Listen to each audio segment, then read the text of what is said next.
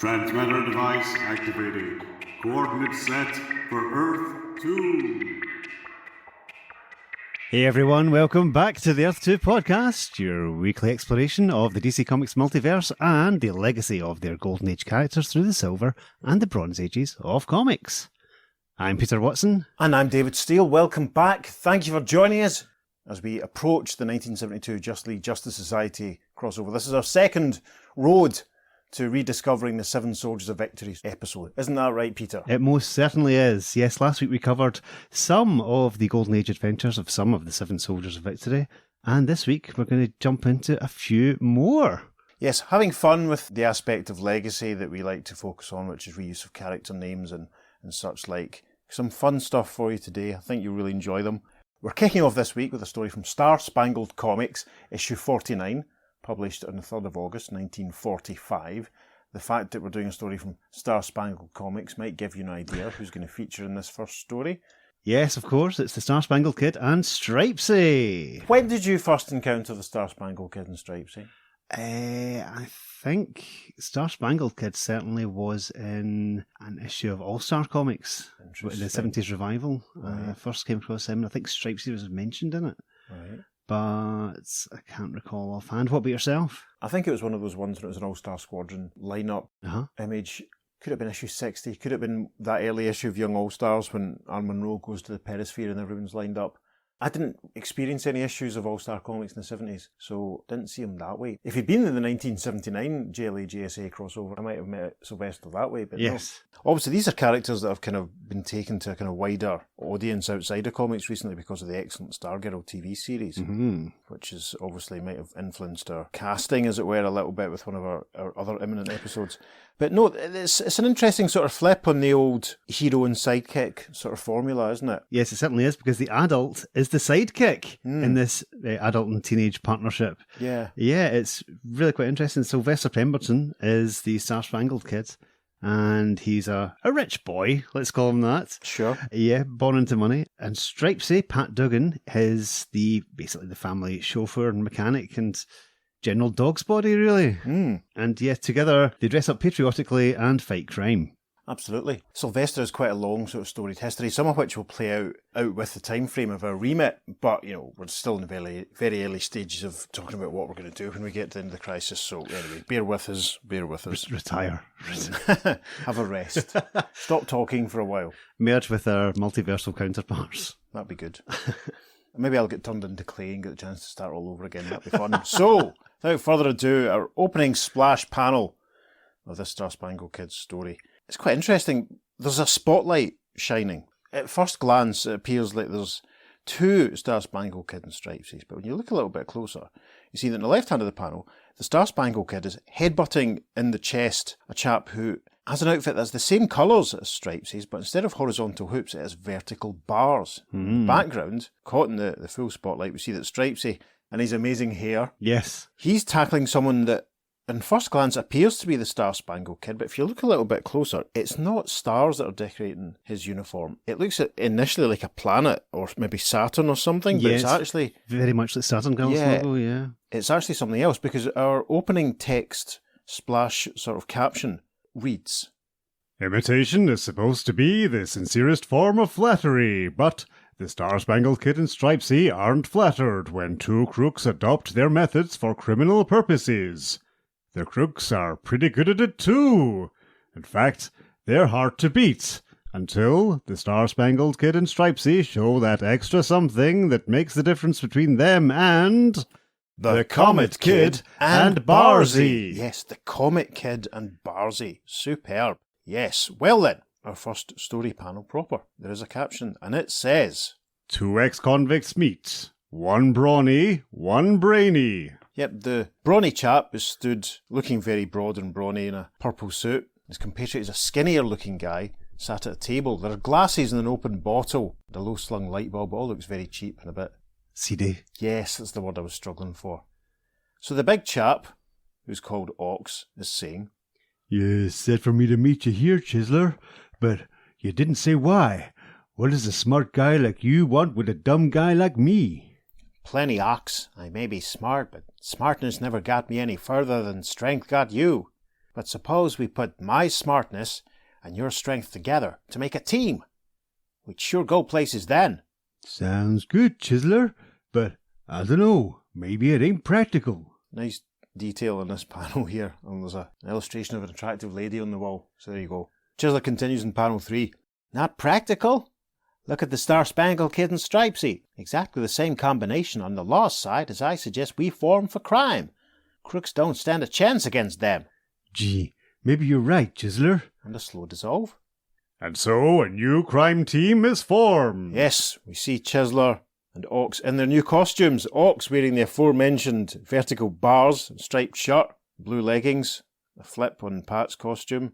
And Chiseler now wearing something that looks very like Sylvester's Star Spangled Kid costume, but yeah, it does look like it's a ringed planet that's all over it. I mean, Planet Kid doesn't work as well. Comic Kids, I've got that alliteration thing. Yeah. Anyway, the Comic Kid is saying, from now on, we don't use the names Chiseler and Ox.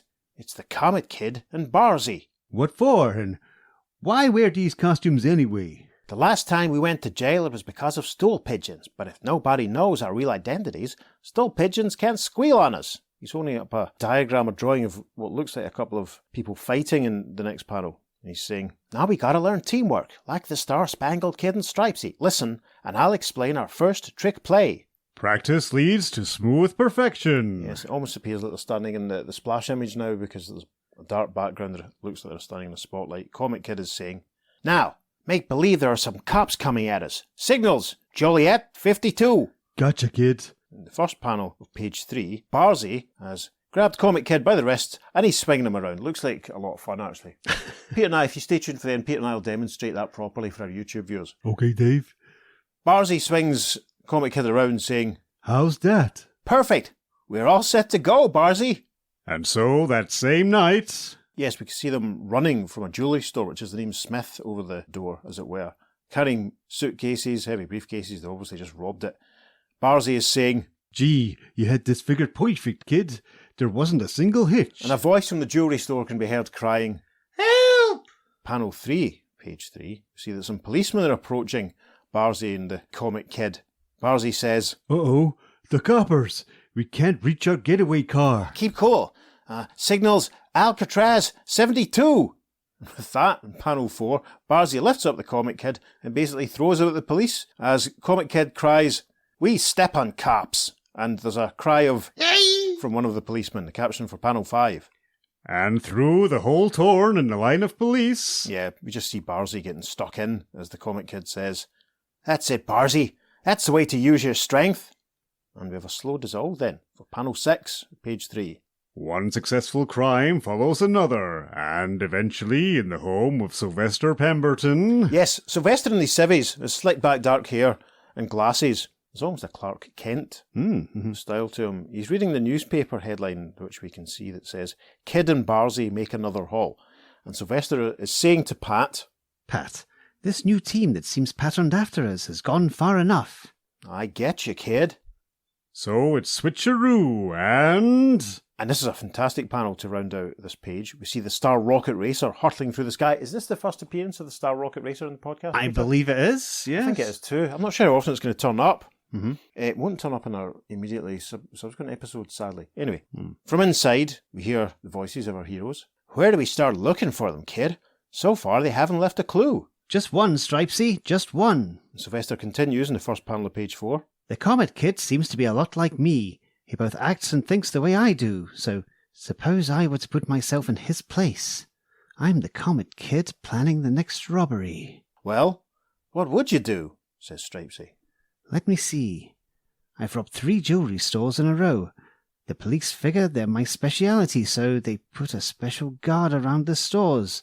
But I'm not stepping into any traps. The papers have been full of reports about Mrs. de Haven's emeralds lately. They'd make nice loot. How about cruising over to her place? Okay, kid. Moments later... A disappointing lack of a full moon in this panel, as we see the rocket racer flying along, pass over a large house, large wall outside, an open gate, lots of trees, but we also see a body lying on the ground. From inside the rocket racer, Stripesy says, look, kid, something happened to that guard, but that's Mrs. Snootley's estate, not Mrs. de Haven's. Well, maybe I couldn't guess the exact person they'd rob, but Mrs. Snootley is plenty of gems too. From inside this large house, a voice cries, Help! Police! and we see a car speeding out of the gate. Still presumably in the rocket racer, we hear Star Spangled Kid say, That must be their getaway car. After them, Stripesy. And in panel 6, there's a bit of a narrative leap because the rocket racer has landed and they found the car that the bad guys had been using abandoned. We see Star Spangled Kid and Stripesy. And actually, if you look closely, has Stripesy been rendered with bars there? Yes, he has. Oh dear, that's a mistake. We see Sylvester and Pat hot-footed towards the tree line as Sylvester says, They've taken to the woods. We'll have to follow on and foot. in the final panel of page 4, we see that Stripesy and Star Spangled Kid are closing behind Barzy and the Comic Kid, who are running up the path through the trees in front of them. Stripesy says, We're gaining, kid. But then in the first panel of page 5, we've arrived at a carnival. And we see that the Comic Kid and Barzy are making their way into the throng of people who are attending the show. As Star Spangled Kid says, They hope to slip out of costume and mingle with the crowd. We mustn't give them a chance. in panel 2, there's something called the turntable, which looks like it's a big sort of rotating sort of base that people kind of lie on and try not to be thrown off of. We see Barzy and Comic Kid not actually doing what Sylvester thought they might be doing. We see them climbing onto the turntable, and Sylvester and Pat spot them, and Star Spangled Kid says, We can play at that game too. and then in panel 3, we see that Star Spangled Kid and Stripesy have also jumped onto the turntable, and that Barzy and Comic Kid are there too. Sylvester says, They've turned to fight at last.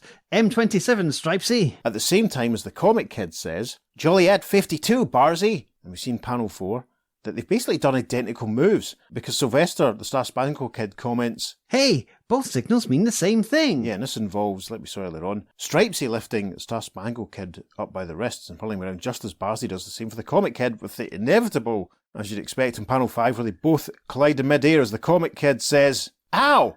That didn't go as I figured! And the Star Spangled Kid exclaims, And as the giant turntable spins around... Yeah, we can see them all basically holding on for dear life. They then arrive at the top of page 6. It appears as though Barzy and the Comic Kid have managed to get off the turntable first. Sylvester and Pat still on it. In fact, Stripesy says, Ha ha, that turntable sure is fun. In panel 2, we see the Star Spangled Kid rubbing his head after his collision, and he's saying, How do you like that? They use our own signals and beat us at our own game. And did you notice that guy Barzy? Cauliflower ears just like mine. And this, I actually have to say, before we go any further, some cracking shots of Stripesy's hair in Yes. these panels. Peter did a custom Funko of Stripesy a while ago, which when he sent me a photograph of it, just wiped me out. We'll probably put it back on the socials this week, actually, I think we will, yes. so you can see it. It's absolutely hilarious. Yes, but anyway, Star Spangled Kid continues in panel 3 of page 6. Never mind, Stripesy. We're honest and they're crooks, and that makes a difference. Sure, it makes a difference, but how's it going to help us catch them? Crooks work together not because they like each other, but because they have to. They don't really trust each other, and if we add to their distrust, well, you'll see, Stripesy. And a slow dissolve, caption for panel 5. Obliging newspaper editors cooperate with the Star Spangled Kid, and that same night... Yes, we see Chisler and Ox in their hideout. Chisler looking very Weasley in the background. Must be said as Ox reads a newspaper headline that says, Stool Pigeon's tip sets Star Spangled Kid and Stripesy on trail of imitators. Ox is saying, Huh? How did any stool pigeon know about us? Then costumes were supposed to protect us from stool pigeons. I haven't the slightest idea, Ox, unless you unbuttoned your lip to one of your friends. As he stands up, waves his hand. Ox also stands up, saying, Me? Why, you little rat, I never talked to nobody. I'll bet it was you. Chisler steps forward to try and calm things down and says, Wait a minute, Ox. No use fighting about it. Next time I'll make sure that no information leaks out. I won't tell you a thing. I'll just keep my plans under my hat until it's time to pull the job. Okay, pal. If the Star Spangled Kid catches on then, I'll know whose fault it is. A slow dissolve then as we arrive at the top of page 7. The caption reads, But the Star Spangled Kid is not waiting. At Rogue's Gallery... Rogue's Gallery, I'm guessing, must be some kind of ancient 1940s style Wikipedia filing room place. Looks like it. Yes. Sylvester's holding, I should say, the Star Spangled Kid is holding a photograph, and he's saying, I don't know about that Comet Kid, but this fellow looks familiar.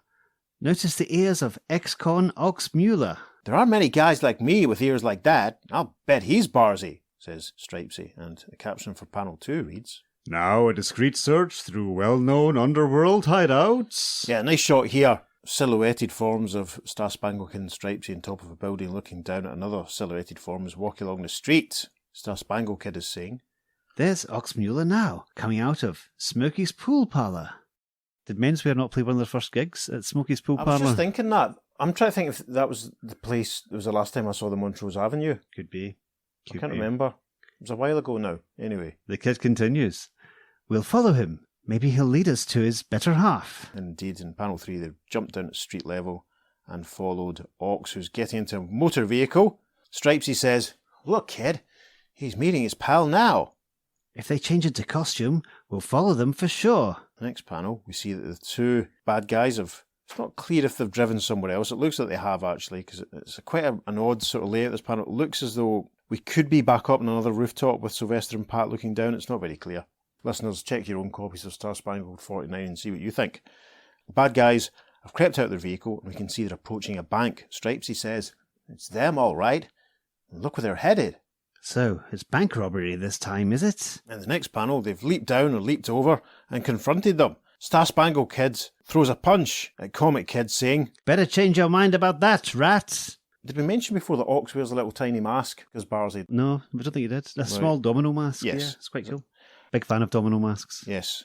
Domino Mask, spelled M-A-S-Q-U-E, is Peter's stripper name. Follow by OnlyFans. Yes.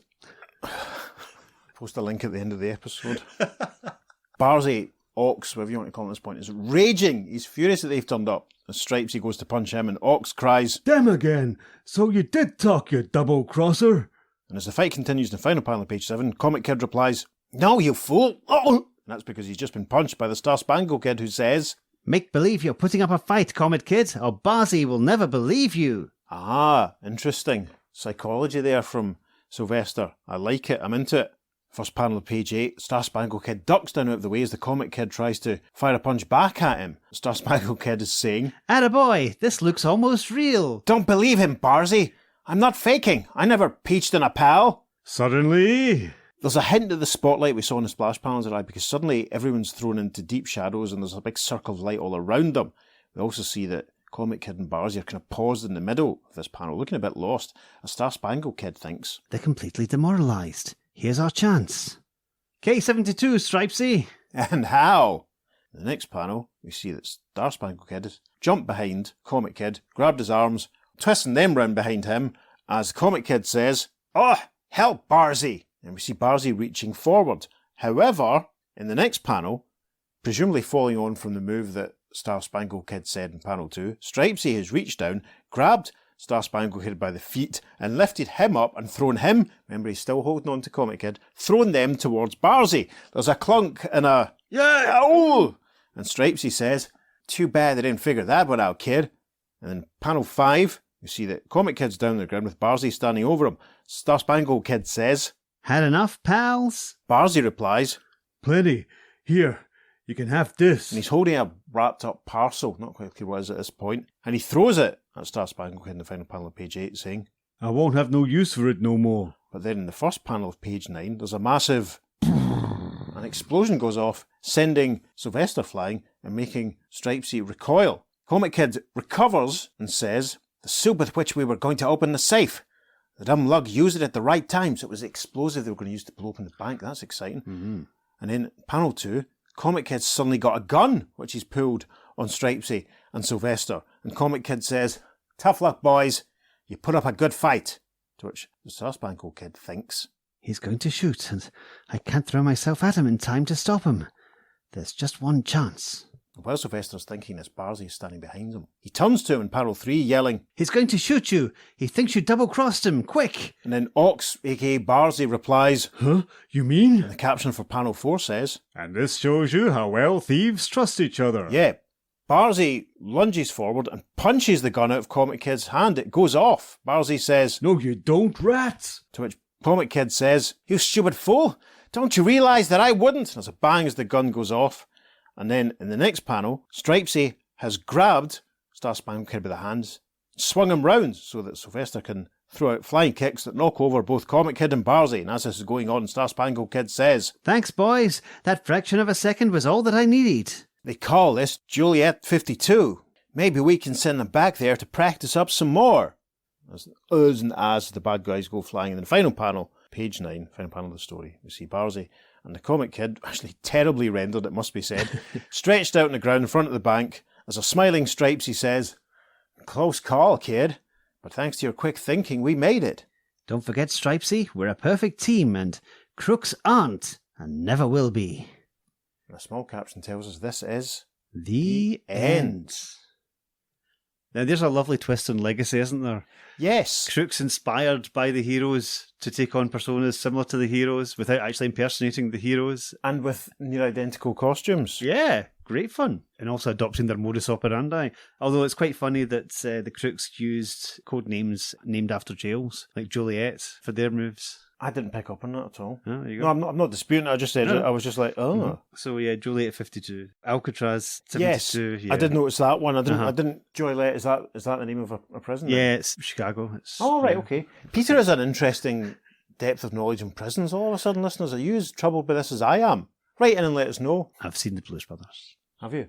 I've only seen I've only seen. Do you know what? I've never seen the Blues Brothers all the way through. Gasp? I've only seen bits of it when someone had a pirate video copy in like 1982 or something. Wow. I've never seen it. Okay. Basically, because John Belushi kind of made me feel uncomfortable. Okay. So there you go. Listeners, have you seen the Blues Brothers? We don't care. And does John Belushi make you uncomfortable? Right in and let us Write know. in and let us know. That was fun. It was interesting how Sylvester, I like how Sylvester was shown as being quite thoughtful and, clever, working out what was going on. Yeah, as I said, it is a change to the usual dynamic of adult hero and kid sidekick. It's the reverse. It's Yeah. genuinely completely different from anything else, really, at this time. Yeah, I mean, it's the flip of obviously stuff like Sandman and Sandy, Batman and Robin, Yep. Green Arrow and Speedy, etc. Fascinating that there was a real cast of thousands this time. The only other voices were off camera or a frightened policeman. Yeah. Mm-hmm. The standout thing for this one, obviously, the reason why we picked it is, as you say, is the twist on Legacy. Mm-hmm. I love the carnival sort of interlude. Yeah, the turntable, that is something that would not be in existence today. No, It's a health and safety disaster. absolutely. So, Just like how yes. many people were injured or Flying off crippled or that, broken very- jaws yeah, coming exactly. off. Yeah. very badly hurt. Mm. I was a little disappointed we didn't get more of a chase through the carnival, but I mean, I liked. It's very well written. I liked how the baddies essentially just don't trust each other. And Yeah. Sylvester obviously returns to that in the final panel. He says that's the difference between them. That was quite interesting. Yeah, defeated by psychology. That's really Yeah. good, yeah, because they were fairly evenly matched otherwise. Mm-hmm. It would have been quite terrible if they'd both sort of fallen on the gun and died, which probably would have happened if they'd been fighting Quicksilver. Yeah. Speaking of the gun, that gun is huge. Where the hell did Comic Kid hide that? It looks about the size of his arm. If you look at panel 1 of page 9, Mm. is it just like basically hanging out in front of his crotch? I hope that's the Or is gun. that just shading? Let's just hope it's shading. Could be, yes. There's no holster No. on the costume, so... No, you can't see it in any of the other panels looking back. Yeah. I like the fact that the costumes are similar enough yet different enough that Yes. you can tell them apart, but there's a couple of points where the Comic Kid and Sylvester do look very... I'm surprised they never came back. Yeah. We've said similar things about other characters in the podcast before, but it's the sort of thing you can imagine James Robinson or Jeff Johns having a lot of fun with. Yeah, uh-huh. Why has Courtney Whitmore never met the Comic Kid and Barzy, That's it. Oh, can you imagine? Jeff, are you listening? You can have that for nothing for your next mini-series. Had the final issue of The Lost Children been published the last time we recorded? I can't remember. I think so. I can't remember. Yeah. We've had a lot going on, listeners, recent weeks, so we haven't been able to record as regularly as often as we'd like, so No. we could be saying things that we said in the last episode, and because we recorded it like a month ago, we can't remember. But we should just say very quickly, the Stargirl Lost Children series was great. Yes. I ran the absolute emotional gauntlet reading it, and it was a lot of fun, and I look forward to seeing what happens next. Yes, if you're a Seven Soldiers fan, you will adore it. Yes. So, yes. We might talk a bit more about it, actually, once we've finished. In fact, we will talk a bit more about The Lost Children Yeah. when we finish the 1972 JLA GSA team up. And of course, we should probably quickly say that if you've been reading The Lost Children, our pal Ross from Stop Let's Team Up has been covering that on his podcast as each issue was published. So you should go and have a listen and see what Ross says about it. Yes, definitely. Now, as I was doing the research for the Star Spangled Kid and Stripesy, I came across a few other stories that I'd like to mention just now as well. Mm-hmm. Firstly, there's a story called The Star of Destiny from Star Spangled Comics 63. That's from the 4th of October 1946. And I was quite excited because I thought this might be a Golden Age Doctor Destiny. All right. But no, it's a Golden Age Professor Destiny. Why couldn't they just call him Doctor? That would have been fantastic. We could have unearthed another one. Mm. There's another one called The Clown of Crime from World's Finest 17, which I thought, is that possibly a Joker influence? But no, it's got absolutely nothing to do with the Joker. It's a different story entirely. Okay. But there's one in particular that I want to mention because, well, for two reasons. One, because it's the first time we ever see, to my knowledge, two different characters from two different strips casually bump into each other. Right. I think I know the one you mean. Are you going to gloat at this point? Yes. And the second reason I want to mention this one is because I own this comic. It's World's Finest issue 9, and the story is Turn Back the Clock. It's a time travel story, and in it, you have the Star Spangled Kid and Stripesy chasing their bad guys. Mm-hmm. And as they're chasing their bad guys, you see the Joker run the other way, being chased by Batman and Robin. Mm-hmm. And they just kind of like wave at each other and shout hi to each other as they pass each other. And it's a startling cameo at a time when they didn't do that sort of thing. Yeah. It's phenomenal. Mm-hmm. I don't know if it's in the DC app, but if it is, check it out because it's really fascinating, the fact that this casual encounter happens. Yeah, and the fact that they don't team up to help each other. No, and does this mean the Star Spangled Kid and Stripesy are in Gotham? Ooh. Or does it mean that Batman and Robin are chasing the Joker to whatever city the Star Spangled Kid and Stripesy are operating out of? That's interesting. Yes, Peter owns a Golden Age Joker appearance, listeners. Just think on that. Anyway. I mean, if you think how many times the Joker has appeared over the years. Yeah. When World's Finest Comics issue 9 was published, and a tally of consecutive list of, that's incredibly early, isn't it? Yeah, now that you mention it, yeah. I hadn't thought of it that way. See, I told you. I said you should sell that, man, and blah, blah, blah. Go on a nice holiday, pay a mortgage for a few months, and Pete was like, no. No. It would hardly pay anything. It's not in the best condition. There's 2 pages missing.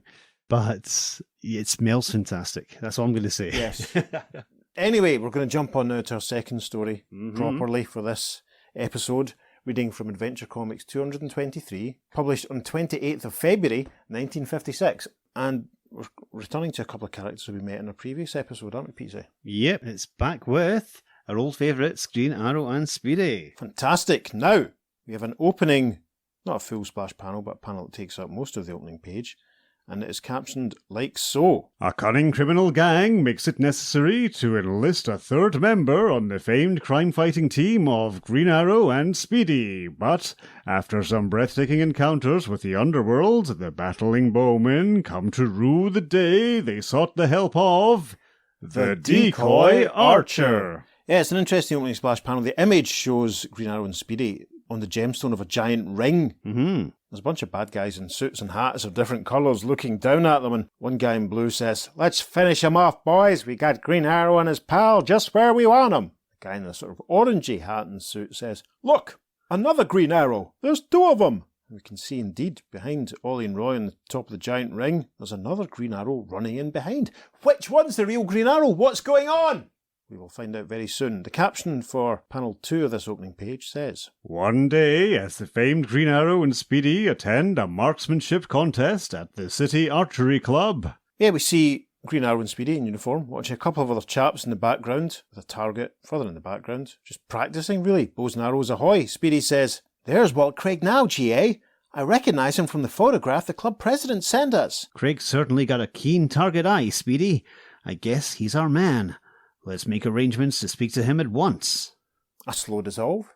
Later, in a private office of the club. Yes, you can see a big tall window and lots of books on a shelf, and Walt Craig walks in. I would say a slightly prematurely lined face, close-cropped blonde hair, and he says, "You mean the club president recommended me as a third member of your team, Green Arrow? I thought you and Speedy worked alone." To which Green Arrow replies, "We usually do, Walt. However, we've been stymied by a cunning pack of criminals who call themselves the Decoy Gang." And Ollie continues in the first panel of page 2. "They commit 2 thefts simultaneously, one of which is designed to decoy me from the other. Obviously, I can't be in 2 places at once." Walt replies, "I get it. So you want me as a sort of stand-in? Well, I'm ready to go to work." Interesting. Caption then for panel 2 of page 2. That evening, at the Emerald Archer's secret laboratory on the outskirts of town. Yes, some nice scientific equipment ranged in the background. Speedy's handing something to Walt, saying, "Here's a uniform just like Green Arrow's, Walt." And Green Arrow's holding a book which has the title Green Arrow and Speedy. Or maybe actually it's an omnibus, or maybe it's the first issue of their new miniseries. Could be. Maybe it's the Golden Age Archives. I think Could be. Green Arrow's saying, And I want you to study this book very carefully. It will give you a line in our latest crime-fighting techniques. In panel 3, we see Speedy and Green Arrow exiting from the room. As they leave, Green Arrow's saying, After all, if you're going to pose as me, you'll have to be familiar with my various maneuvers. Good night, Walt. Walt watches them go and says, So long, Green Arrow, and thanks a million. This is like a dream come true. There's a book about Green Arrow and Speedy with all the manoeuvres. Did Oliver write it himself? Did Jonathan Law write it? Can you imagine? Yes. Right, sorry. I'm imagining it now. I'm imagining it too. Why is someone... Anyway, I know he was used in Nightwing, but anyway, it doesn't matter. Panel 4 then of page 2 is captioned. But after the famed archers leave, a smile crosses the face of Walter Craig. Yes, but Walter's in silhouette right now, so we can't see the smile, as he thinks to himself, What a laugh. For months I've been fashioning myself after Green Arrow, studying his archery techniques to assure my success as a criminal. And then we do see him smiling his grotesque smile in panel 5 as he continues to think, Now fate has placed Green Arrow right in my hands. He himself is going to teach me some of his best-kept secrets, and once I've mastered them, I'll be able to give him and Speedy more competition than any crook they've ever encountered. Uh-oh, well done, Oliver, good shout. Slow dissolve then, caption for panel 6 of page 2. Several days later, as a colourful flare rockets skyward over the city... Yes, a big Green Arrow flare over the darkened sky out the window, and we can see our 2 Green Arrows and Speedy. The first one, which we're guessing is Walt, says, Hey, where are you two going? What's up? and our original Green Arrow replies, That's the arrow signal, Walt. Police headquarters' method of alerting us. The Human Torch is going to rip this off completely. Anyway, final panel of page 2 is captioned. Then as Speedy and the standing Green Arrow take off in the lightning-fast arrow car... Yes, it almost looks as though Roy's driving. The car's about to zoom off. It's already sending out massive clouds of exhaust fumes. Green Arrow collapsing into fits of coughing. No, I'm just kidding. A radio voice can be heard saying, All cars proceed to Dayton's department store. A robbery has been reported. To which Green Arrow says, I'll stand by in reserve, Speedy, in case it's the decoy gang. Here, I've jotted down a few battle tactics you and Craig might use. Right, GA, says Speedy in response as they start to zoom off. Interesting. Breathtaking minutes later, in front of the department store... As the arrow car is pulled up, and we can see 3 bad guys, one in a blue suit, one in an orange suit, one in a brown suit. The first 2 guys have hats. A couple of concerned ladies on the street watching all this going on. They're coming out of the department store. It looks like they're carrying televisions. Good grief. How modern. Speedy stands up in the car, and there's quite a lot of simultaneous action going on here. As he does, we notice that the hood in the blue suit has fired towards the envelope that Roy was carrying that had obviously Oliver's notes on how to do some of the moves and stuff. So we'll just do all of Speedy's speech here. It is part of the decoy gang, Craig. They're... What? As I'm reacting to the bullet. That hoodlum's bullet shot GA's envelope right out of my hand. We'll have to take them on our own. To which Green Arrow, a.k.a. Walt Craig, says, Sure thing, Speedy, and I've got an idea. And in panel 2, he's very quickly, clearly, fired a couple of arrows that have gone straight into the centre of the televisions being carried by the bad guys. And Green Arrow, a.k.a. Walt Craig, says, Those exploding TV tubes startled them, Speedy. They're as good as caught. Yeah, there's a nice little concussive pause as the TVs blow up. I hope Green Arrow's got insurance. One of the bad guys says, That's what you think, Green Arrow. Cut 'em down, boys. But as the criminals draw their weapons... Yes, Green Arrow, Walt Craig, stepped off the car, and the 2 women who were standing at the corner, he's grabbed them, dragged them in front of himself, saying, Come here, you two. I'm using you both as a shield. And an appalled Speedy looks on, thinking, Great Scott! Of all the crazy moves, I've got to stop Craig. He's endangering the lives of those 2 women. And then in panel 4, Speedy vaults forward, grabs Walt Craig's Green Arrow round the waist, sending him flying as Walt Craig says, Hey, what's the idea, Speedy? and one of the bad guys, one in the blue suit, says, What a coward! Even I wouldn't pull a stunt like that. And his much slipperier compatriot, who told everyone to fire a second ago, he starts running off saying, Let's get out of here while we can. Moments later... Take a drink. Listeners, there's a very conspicuous rubbish stroke trash bin on the pavement next to the arrow car. That's fantastic. We've not had one of those for a while. Speedy is saying, That was a terrible thing to do, Craig. Green Arrow never risks other people's lives. I guess I just wasn't thinking, Speedy. I'm sorry. But he thinks, Phew, better watch my step. I don't want to be tossed off the team.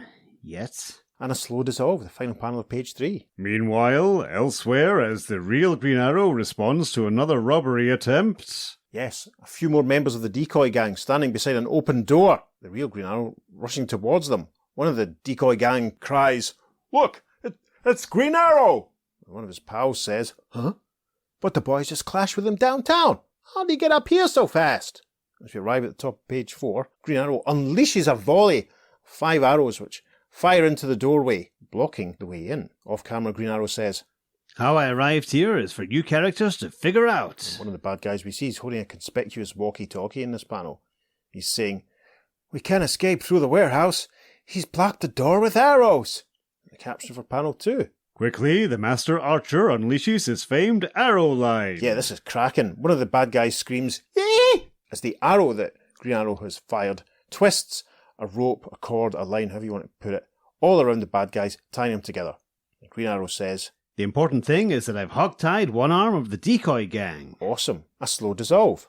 Later, as Green Arrow and Speedy assume their real-life identities of wealthy Oliver Queen and his ward, Roy Harper. Roy's getting changed into civilian clothes as Ollie walks past him saying, "That was some show, Roy. Wait till I take a shower, then we'll talk shop." "Sure, Oliver." Then he thinks, got to tell him about Walt's unsportsmanlike action. Crosses to a filing cabinet in the next panel, opens a drawer, thinking, it isn't like him to misjudge the character of people he works with. I think I'll see what his report is on Craig in the Green Arrow files. But just as Oliver emerges from the shower, Roy walks towards him, starting to say, "Oliver, But he's interrupted. "Save it, Roy. There's the arrow signal. We must get Walt and start moving as Green Arrow and Speedy again." And sure enough, we see the giant green flaming arrow flying through the sky, Ollie with a very discreet towel around his waist. That will please Dr. Wertham, I'm sure. A slow dissolve, the caption for panel 5. shortly as the crime-fighting trio races to answer the police alarm. You see the car pulling up outside an establishment called the Diamond Mart. Interesting. There are 2 Green Arrows and there is Speedy. One Green Arrow says, "Walt, head around back and guard the rear entrance while we hit the front door."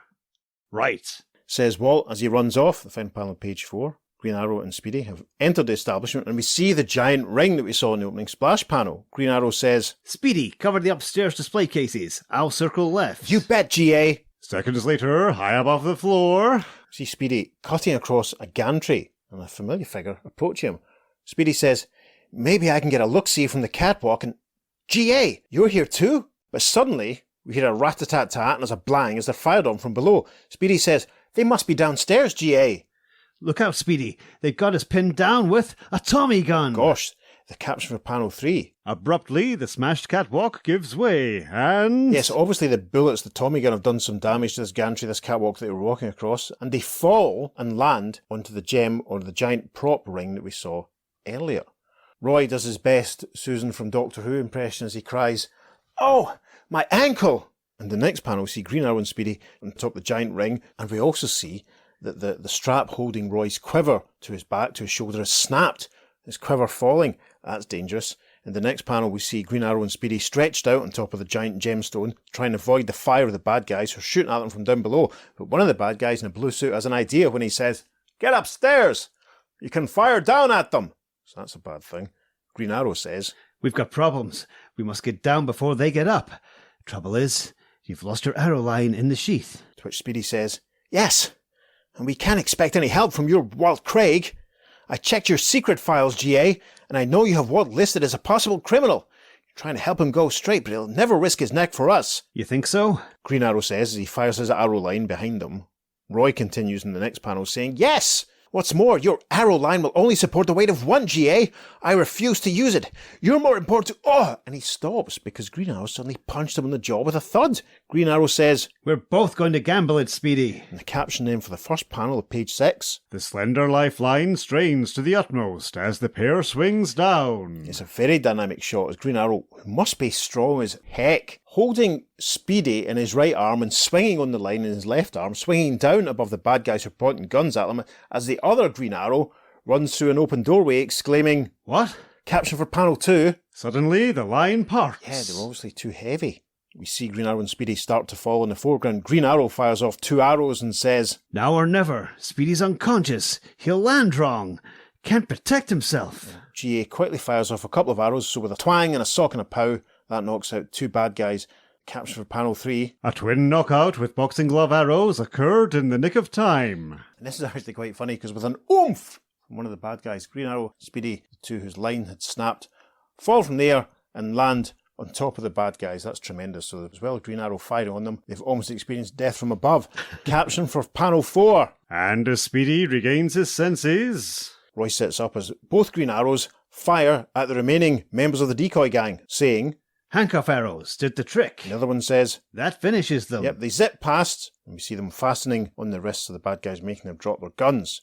Roy sets up saying, Phew, thanks for taking such a chance to save my life, GA. In the next panel, Green Arrow removes the mask of the other Green Arrow, saying, But it wasn't me, Speedy. It was Walt who brought you down. Didn't you read the message I gave you in the envelope? The one you said contained battle tactics? Gosh, no, GA. It was shot out of my hand. Walt Craig puts a hand on Roy's shoulder on the next panel, saying, You had every right to suspect me, Speedy. The truth is, I was thinking of double-crossing GA, but his faith in me changed my mind. to which Ollie GA says, And that was my plan all along.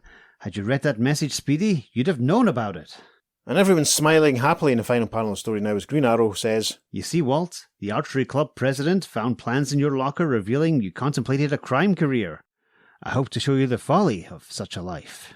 and the craggy-faced Walt Craig replies, Working with you sure taught me that, GA. What a fool I was. and a small caption tells us this is, The end. So if someone asks you who was the second Green Arrow and you say Connor Hawke, you can go, he wasn't even the second or the third, it was Walt Craig. Yep, because obviously this takes place after the remote-controlled Archers, so he's like the third Green Arrow we've come across. Fantastic. There you go, listeners. And this is obviously long before Arrow, Roy, no one has to... Yep. No one has to travel to a parallel dimension at this point. Nope. They just keep turning up. Yeah, Green Arrow certainly does have a lot of counterparts. Yes. See, again, someone else I could fill in for Green Arrow at any point. Yeah. You know, that's handy. It's Yeah. very good. I enjoyed that a lot, to be honest. Yeah, me too. When we write our DC comic, we'll have Pete Turner from last week and Walt Craig turn up. Yes. Can you imagine? And Ollie will turn up and something and blah, blah, blah. Perfect. Yeah. That's what we want. I would buy it. And they'll be taking down the Comic Kid and Barzy. Yes. Yes, that's what we need. And all the different tarantulas. Sensational stuff. No, that was hugely enjoyable. I loved the giant prop ring. Very Batman 66. It's so good. And again, way before that.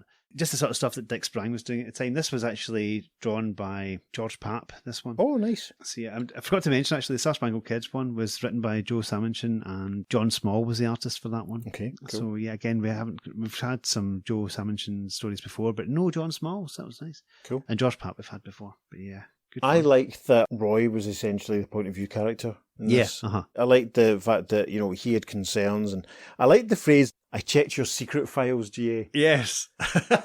Secret Files and Origins Yes. from 1997. He leaped forward to the late 90s and went to the fourth pile of my coffin boxes and the second box down and scrummaged through all those gorgeous big chunky treats that used to come out in those days with lots of profile Amazing. pages and bonus little stories. Yeah, I mean, that's excellent storytelling that Ollie has told Roy what's going on. Yeah. But Roy loses the means that Ollie tried to tell him and then is completely unaware of what's going on. And then, as we say, page 5, where it's the reveal that it's not the real Green Arrow that the Roy has met on the sort of the gantry catwalk type thing. That's fantastic storytelling. It's a real exciting sort of twist. And it's all Certainly packed is. into 6 pages. It's Certainly glorious. is. And listeners, if you're complaining that Peter's voices all sound the same, there was a reason for it in that episode, or else the game would have been given up. So yes. Yes, because when I worked at the cast list originally, I was going to do Walt Craig, and Pete was like, no, hang on. And I was like, oh, of course, yeah. So, yes, very good. A lot of fun. We should have been keeping a tally of how many different Green Arrows there have been altogether by the end of it all. Oh, lots. Lots and lots. Now, you've obviously been doing some more digging. Certainly have. There was one other story in the consideration when we originally planned to do 3 episodes, along with that Shining Knight story and the other Vigilante story we mentioned.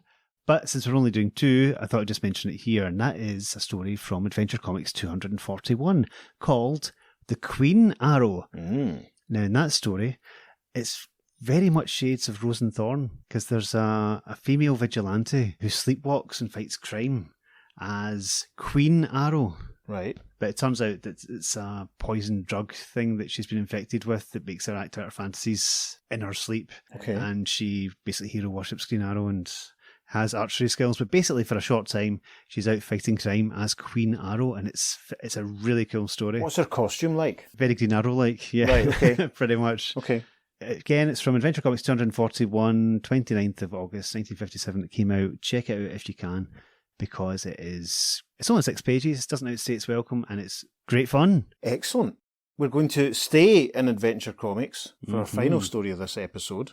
A nice little play on the old Golden Age trope of names being reused for characters and such like. A nice interesting twist on legacy, as it were. Because we're doing a story from Adventure Comics 41, published on the 18th of July 1939, just a few months after Detective Comics 26 with that Crimson Avenger story we did last week. Hey. So it's a couple of stories in the 30s. Listeners, if you would like to read along, if you have your copy of the Golden Age Sandman archives handy, go and grab it. We will wait. Turn to page 29. We have to wait for them to go and get it first. Okay. Right. You know. Okay, hang on. I think they're coming back now. Okay. Right, okay. Yes, looking at the contents page, this would appear to be the 3rd ever published Wesley Dodds Sandman story. How exciting. And yes, we probably will do the 2nd ever published Wesley Dodds Sandman story at some point before we get to a particular issue of Superman Family, so stay tuned for that one.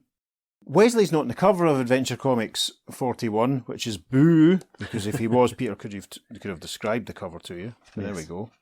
A very arresting opening panel. The Sandman by Larry Dean. We see a lady, a nice hat with a flower in it, red coat. She's walking through the mist and fog down by the docks. A caption says, "A foggy midnight, on the waterfront. From a deep shadow on an aged pier, a girl spies upon 2 men who stealthily board a decrepit old freighter." Yes. We can't see the freighter, we can't see the 2 men, but that's what she's up to. Caption then for the next panel. But the spy is spied upon. Unknown to the girl, a black-caped, strangely masked figure patiently observes her every move. The Sandman. Yes. And we see that Wesley Dodds lurking in a corner, fog swirling around, very, very atmospheric. And of course, this is Wesley in the early days of his career, when it's all fedora, gas mask, and double-breasted suit.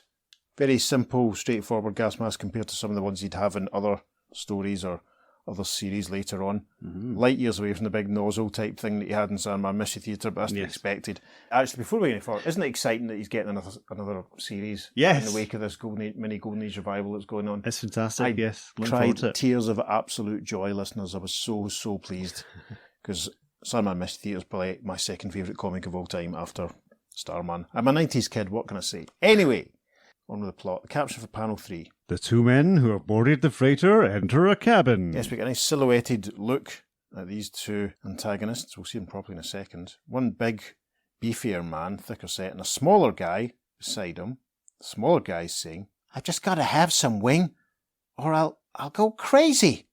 And we get a wider shot in the next panel. We see that the wing he's talking to is a large, I would say slightly overweight, very thick set man, wearing a sort of sailor's cap at jaunty angle, but he's missing his left hand and he has a hook. So that's a bit scary, yes. And this chap, who's called Wing, says, Sure. You'll get some at my price." I've only got $5, Wing. "What? Only $5? Why, you snivelling hophead. I'd never let you board if I'd known. My price to you is $25 or no smoke." "Please, Wing, please." "Do you think I'm in narcotics for fun? I'm after money. Big money, and I can get it. Look." And the final panel of this opening page, Wing points with his wing through an open hatchway to another room, presumably on the boat, and we can see some goings-on. And it looks, if we look closely, it's not very clear, but one man appears to be smoking something. Wing and the little guy take all this in, and Wing says, "All those men have money. Lots of it. They pay big. I'm through with the old penny ante game." Have we had drugs before? I can't remember. Have we had drugs before? Have we had drugs before? Listeners, have you had drugs before? We've had Miraclo. Have we had... and not Miraclo. Have we had the sort of underground, seedy, backroom narcotic type thing? I don't think we have. It's not really, no. Very evocative. Feels very of the time. Anyway, we arrive at the top of page 2, and Wing continues. "Now get out, and don't show your neck in here again, less'n you got money." "I'm an old customer. I know all about you. If you throw me out, I'll squeal to the cops, you hear? I'll squeal." One of Wing's compadres stands up and walks a little closer in the next panel as Wing says, "Oh, so you'll squeal. Well, you heard that, Tipper? He'll squeal." And at that, the little chap looks very, very threatened, very, very, very scared indeed. A slow dissolve the caption for panel 3. Meanwhile, the girl in the dock has stolen aboard. Yes, the girl in the red coat has got onto the boat, and we can see now that she can still just about see through the fog what appears to be two men carrying a body between them. Uh-oh. In panel 4, we zoom in a little bit closer and we see that it's Tipper, who should describe as a thin chap with a moustache wearing a white hat. It's Tipper and Wing, and they're holding up the body of the little guy. Tipper is saying, "He's still breathing, Wing. Guess you didn't clip him hard enough." He won't be breathing much longer. Not in the river bottom. Uh-oh. We cut back to the lady in red, who exclaims, "Murder! This story's more than I bargained for. I should have..." But then the caption continues underneath her saying, At that moment, her coat belt buckle clinks against an empty oil drum. and in panel 6 we see that Tipper and Wing have heard this and turn round. Tipper is going for his gun. Discovered and cut off from the dock, the girl makes a desperate spring to the rail and dives over. Yeah. Tipper fires after her, and in the final panel of page 2, Tipper and Wing cross to the side of the boat, look down at the water. Tipper says, "Must have plugged her. She ain't come up." To which Wing says, "There she is! Way out there! We've got to stop her! Call the boys!" we arrive at the top of page 3. In a minute, Wing's boats are flying the fog-bound waters. Yeah, this is gorgeous, quite frankly. It's going to be a treat picking out panels for this for the socials. The boat is plying across the river. The water is manky. It's green, and it's just looks like there's loads of scum floating around the top. And there's a couple of boats, actually. Tipper's in a boat of his own, and Wing's in his own boat with a few bad guys behind him. Wing is saying, "Hug the docks! Don't let her get ashore! We'll motor round and find her!" yeah. So the next panel, panel 2, page 3, is essentially Tipper on patrol. Mist swirling around him as he bobs up and down, and we see a hand reach out of the water and grab the side of the boat. And in panel 3, this figure, who belongs to the hand, or the hand belongs to, pulls himself out of the water a little bit more. We can see he has a blue mask on, and he tips the boat so that Tipper, ironically, falls into the water. Panel 4, we can get a better look at this guy. A couple of fish swim past as we see the newcomer struggling with Tipper under the water, and we can see that it's the actual Sandman in his swimming trunks and a gas mask. He must be freezing. He seems to have dealt with Tipper because we don't see him subsequently. No. Dark thoughts there, Wesley Dodds. Panel 5, the Sandman has emerged from the water. He's using the boat to try and balance himself, and he looks around because he's heard a splash to the left. The girl. Swimming underwater, the Sandman comes up by the tired girl. We see the girl with all this green flotsam all around her. It looks disgusting, it really does. Looks like an English lake these days. Yes, how topical. Yes. Coventry. Sandman is approached in the water, as the caption says, obviously. The girl says, "What? Who are..." "Shh," he says. "The Sandman. Follow me. I have a boat." The next panel, Sandman's climbed into the boat. He's helping the girl in too. She says, "I've heard a lot about you, Mr. Sandman, but believe me, I never expected to be rescued by you." "You haven't been yet. Listen, a motor." Close shot of them both looking a bit spooked in the final panel of page 3, as Sandman says, "Wing's boat. He's coming towards us. Get down on the bottom while I slip on his hat and coat." And as we arrive at the first panel of page 4, the caption there says, Wing's boat looms in the fog. The motor is cut. Wing calls. "Any signs of her, Tipper?" and a silhouetted figure in the distance replies, "No." It's cool actually, because we see Wing, his goons, they're all armed, floating about in the airboat looking for the girl. Caption for panel 2. With a curse, Wing switches on the motor and goes by. Yes, it's a good thing it's so dark down by these docks, and that, Wing just assumes that the guy wearing a hat is his pal. The girl says, "That was close." "Now's our chance to get ashore," says Sandman. We cut back to the bad guys in their boat, and one of the goons says, "Wing, look, it's her!" Wing lunges forward saying, "Quick, a burst from your Tommy gun. Ed, step up the motor to cover it." In the next panel, one goon who's wearing a green suit reaches to pull the body that they think is the girl out of the water. "Boss, it ain't her. It's Tipper." To which the guy in purple says, "Then who was that in the boat?" "The girl has an accomplice. Back after him." a slight shift in view in panel 5. I'm enjoying the grid structure, Yeah. I have to say. Anyway, a shift in panel 5. As the goons and Wing look out over the water, we can see a couple of figures up on the dock. One goon says, "There they go. Into that abandoned powerhouse." "Rally the boys, surround the building. Don't let him escape."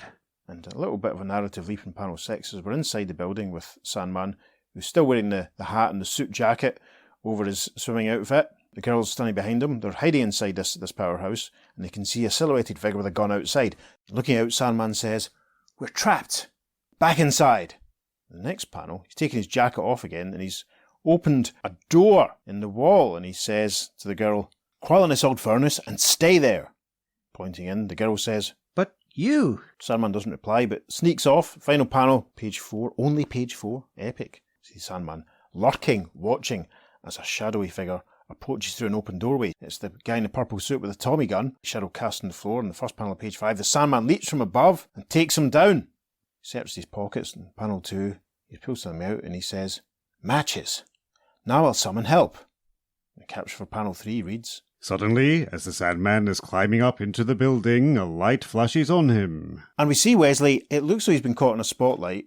And then in panel 4, there's a bit of a narrative leap because one of the bad guys, the guy in the green suit who pulled Tipper out of the boat, is saying, "That got him. He fell over the ledge," and there's smoke coming out of his pistol, so he must have fired. Maybe that's even what the spotlight was. Wing replies to this, "He's finished. Now find the girl." and the next panel, nice moody shot of Wing and his bad guys investigating around the building, trying to find where the girl has gone. And in panel 6, they figured out what's going on because Wing is saying, "So, the little girl's playing hide and seek way back in the furnace, eh?" and the goon that's with him says, "She's behind that baffle. Can't get a shoot at her." So have they just found her inside the furnace, or are they? It's not very clear, listeners, to be honest. We're missing a couple of panels and maybe an exposition recaption or two, to be honest. This bad guy continues in the next panel saying, "I'll crawl inside," and "Don't, she may have a gun." then Wing says, "No need to risk it. We'll build a fire in this furnace." and the caption for the final panel of page 5, But on the roof... "Yep, we're back with the Sandman, still in his underpants and his gas mask. I hope he's not going to catch a cold or anything. Fingers crossed. He's got some scrap wood together, and he's lit a fire himself. Obviously, those matches were very useful. Flames burning. Hopefully, maybe that will keep him warm, actually, as I say that he's running about in his underpants. Sandman is saying, "Lucky for me that ledge was handy, or I'd be playing a harp by now." So obviously that must be where he was climbing up, and maybe he fell onto it, I don't know. He continues, "This fire should attract plenty of help. Now I'll go back inside and keep the boys busy till it comes." And the caption for the first panel, page 6. Inside, the Sandman sees... Yes, Wing and his goons, they've got the door to the furnace open. We can see the firewood inside, and Wing has lit a match. He's saying, "Last chance, girlie. Do you like the firewood, or do you come out?" Grasping a suspended chain, the Sandman swings across the vast room and drops into the midst of the thugs, firing his strange gun which shoots a cloud of mysterious gas. bet your backside that panel's going in the socials, listeners. Very, very effective. Nice to see Wesley using his gas gun. A couple of the bad guys put their hands up and they're obviously uncomfortable. The caption for panel 4. The thugs go down, choking and gasping for breath. Yep. You see one guy's hat falling off and Wing. You see he's hooked very clearly, but his good hand goes up to his throat as he tries to breathe. He also presumably goes down. Panel 5, the Sandman putting his gas gun back into his holster as he crosses to the furnace, saying, "Ah, I hear the crash of a breaking door. Help has come. Time for me to fade." Obviously that must be the police arriving. And then he says to the furnace, "Goodbye, lady." Swiftly climbing into the shadowy vaults of the old powerhouse, the Sandman disappears. Yeah, and we see the girl emerging in silhouette from the furnace. She's okay, thank goodness. She says, He's gone. and a caption for panel 7.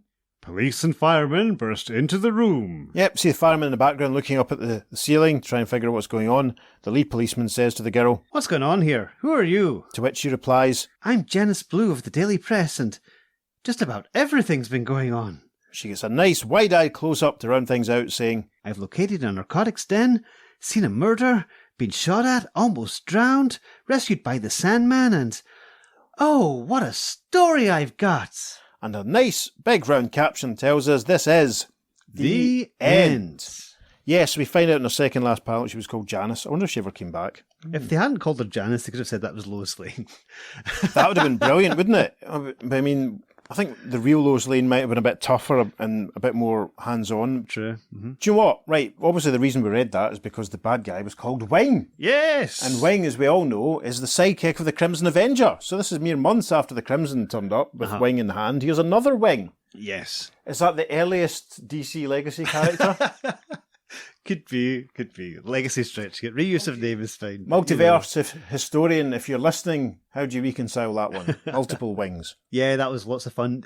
I know what you say about the Golden Age storytelling, and that's some things seem to happen off panel between two panels, but there's a lot of really interesting stuff here as well, like the creeping up on Tipper on the boat. The use of, there's 3 silent panels there. Yeah, it's glorious. Which are fantastic for storytelling. It's just something that, you didn't really see much then. Yeah, it's very effective, and it's similar to the way the Crimson story was sort of told we did last week. Yeah. I can imagine if this story had been done in the 60s, it wouldn't be anywhere near as nasty or violent.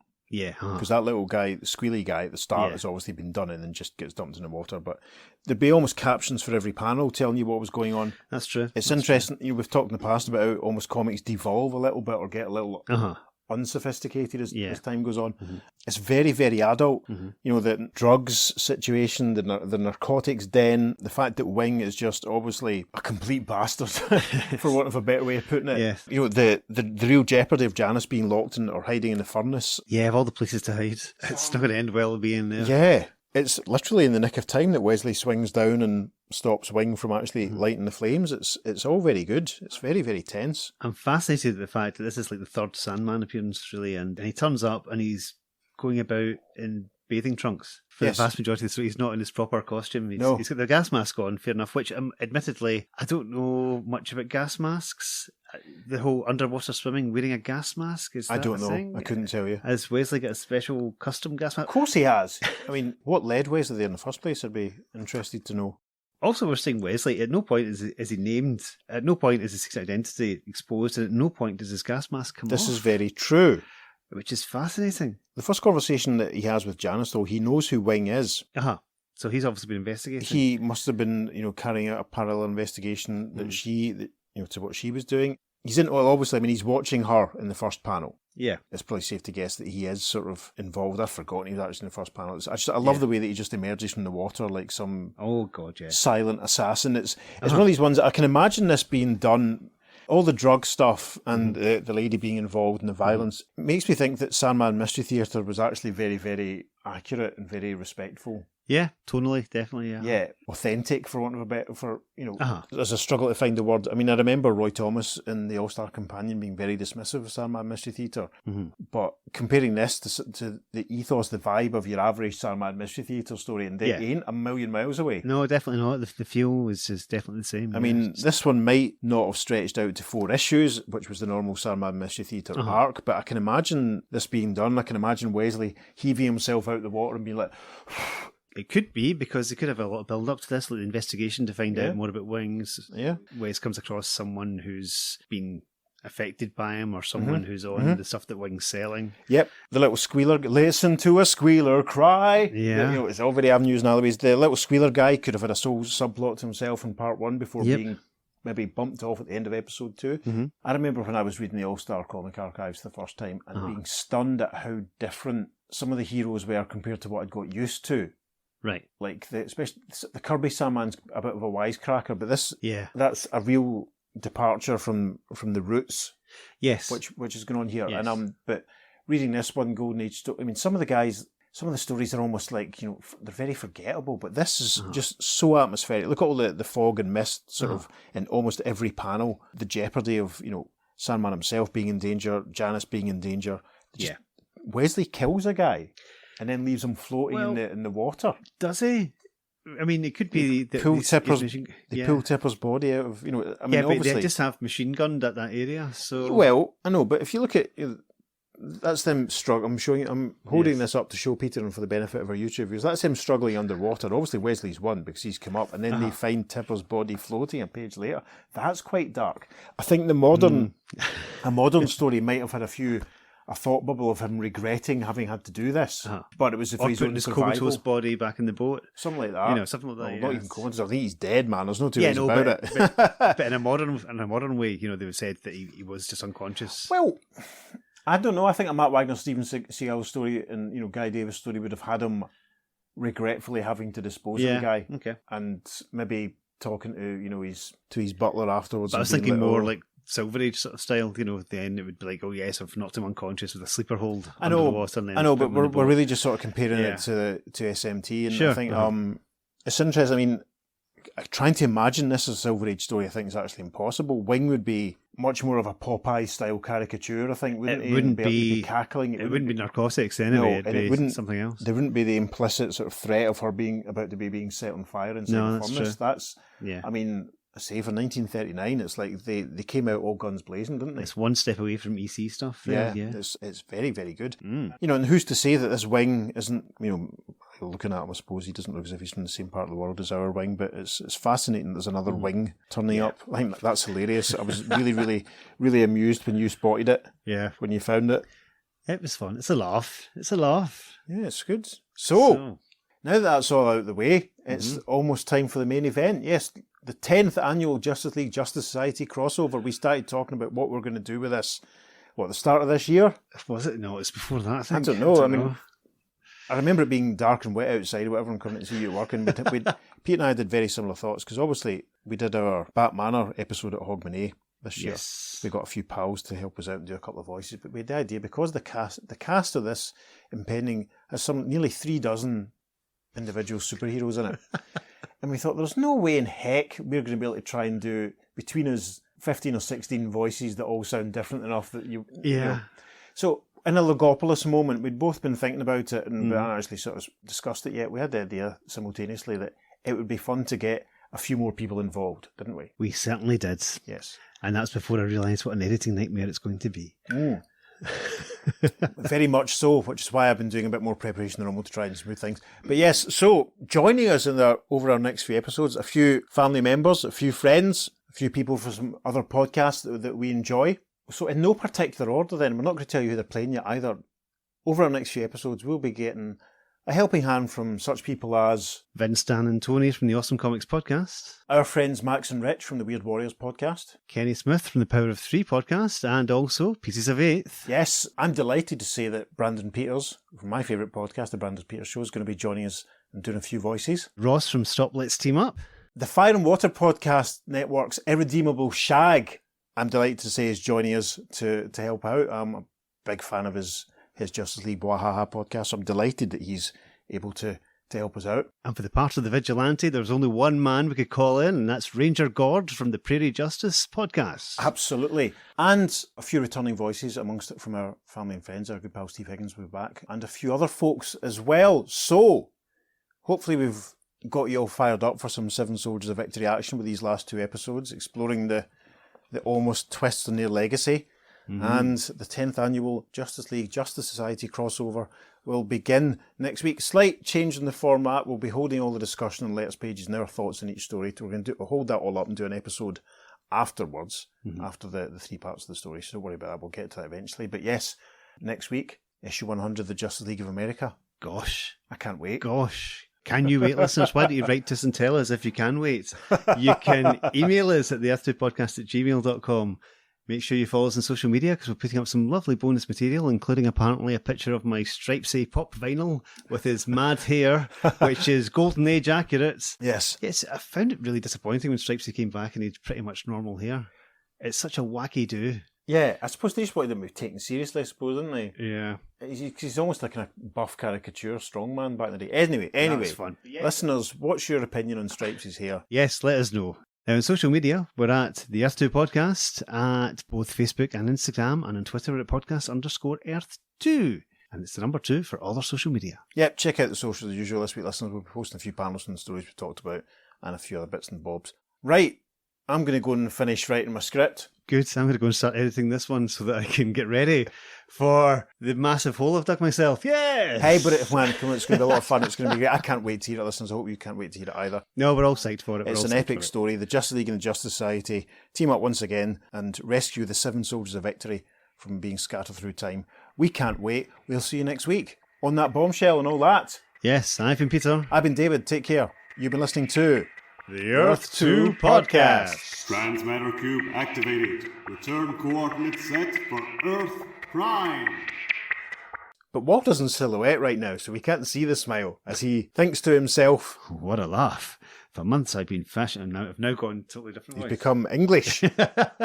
It's the what a laugh. What a laugh. For months I've been fashioning myself after Green Arrow, studying his archery techniques to Harry H. Corbett. What a laugh is a line that Julian Bashir said in one episode of DS9, and it stuck with me because it's so badly delivered. Right, you'll have to find that on YouTube and isolate it and post that tiny little clip on the socials like I did for No Wasps. Anyway, right. Here we go, right. It's good. Walt Craig is thinking. What a laugh. I've done it again.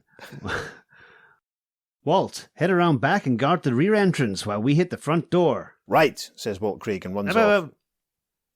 I'm Sorry. I don't know why. It's okay. That's Okay.